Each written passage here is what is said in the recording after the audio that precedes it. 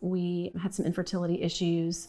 We lost a couple of babies on the way, and I think our hearts were just moved to adopt even before we had our biological kids. So we fostered, I guess it was a couple years, and we had 3 foster kiddos. The first one went back to her family, and then we just prayed that God would give us the babies that needed adoption.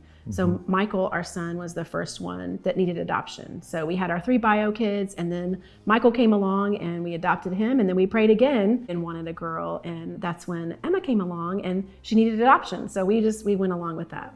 Whether it's kind of my therapeutic training and background at the church, I think we have an advantage towards being intentional about training up a whole church full of people who understand trauma and how trauma bonds happen. As anyone knows, no matter how you have kids, it's tough. It's a challenge to any system. So if you don't have a community who is prepared to engage with those things, even at a different level, especially if you're going to make fostering and adopting a norm in your community, in your church, you do have to do training. You do have to understand. Everyone has to understand why certain children act in certain ways and feel in certain ways. And our kids are, growing and learning, and it's amazing to see that. It's amazing to see their relationship with the Lord developing.